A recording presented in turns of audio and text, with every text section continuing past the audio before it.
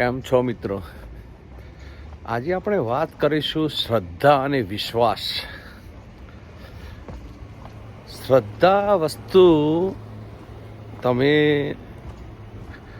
મનથી નક્કી કરેલી એક શ્રદ્ધા ઊભી કરેલી છે અને શ્રદ્ધાની સાથે વિશ્વાસ. શ્રદ્ધા એક જ છે અને વિશ્વાસ એના કંઈક રૂપ છે. અવિશ્વાસ, વિશ્વાસઘાત. એટલે વિશ્વાસના શ્રદ્ધાની સાથે જોડાયેલા એનું જો અનુકરણ કરવામાં આવે તો શ્રદ્ધા કોને કહેવાય છે કે ભાઈ આજે મેં કોઈ પણ કાર્ય કરવા જઈ રહ્યો છું તો હું મારા કોઈ પણ ઈષ્ટદેવ હોય, માતાજી હોય, ભગવાન હોય, એને હું માનતો હોઉં અને એની ઉપર શ્રદ્ધા રાખીને, એટલે જો કે આપણે ત્યાં ગુજરાતની અંદર કાં તો અલગ અલગ રાજ્યની અંદર, કાં દેશની અંદર, કાં તો વિદેશની અંદર કંઈક માનતા રાખતા હોય છે. શ્રદ્ધા, જેને બીજી ભાષામાં આપણે કહીએ છીએ કે ભાઈ હું આ મારું કાર્ય પૂર્ણ થાય તો હું 1.25 કિલો સુખડી કરીશ, કાં દીવો પ્રગટાવીશ, જેવી પોતાની શક્તિ મુજબની શ્રદ્ધા. એવું આપણે કહેતા હોઈએ છીએ કે ભાઈ મારું આ કારણ પૂર્ણ થાય તો ભાઈ હું 5 અગિયારસ કરીશ, કાં 10 અગિયારસ કરીશ.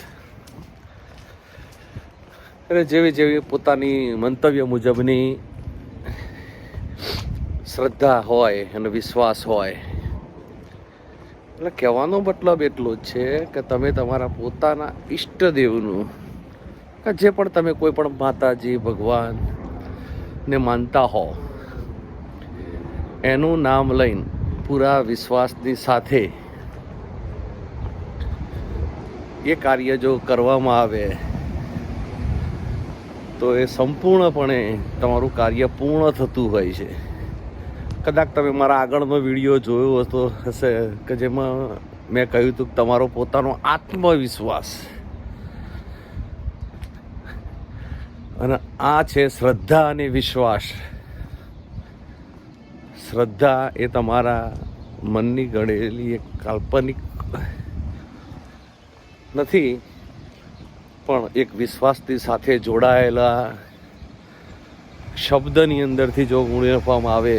પણ તમે આજે કોઈ પણ વ્યક્તિ ઉપર ભરોસો, બીજી ભાષામાં જેને કહીએ છીએ આપણે વિશ્વાસ, એ વિશ્વાસ રાખીને જો કાર્ય કરશો,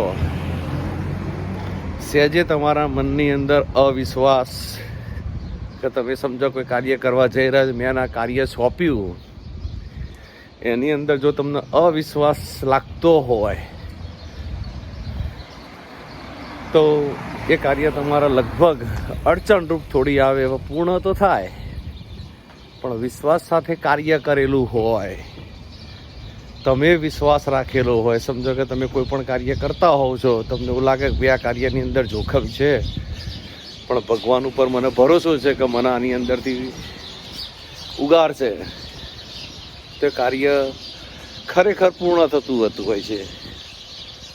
એટલે જીવનનો એક મોટો પાયો છે કે વિશ્વાસ, અને વિશ્વાસની સાથે શ્રદ્ધા. ટ્રાય કરજો મિત્રો, વિશ્વાસ અને શ્રદ્ધા બંને રાખજો, જીવનમાં ખૂબ આગળ વધશો. Thank you.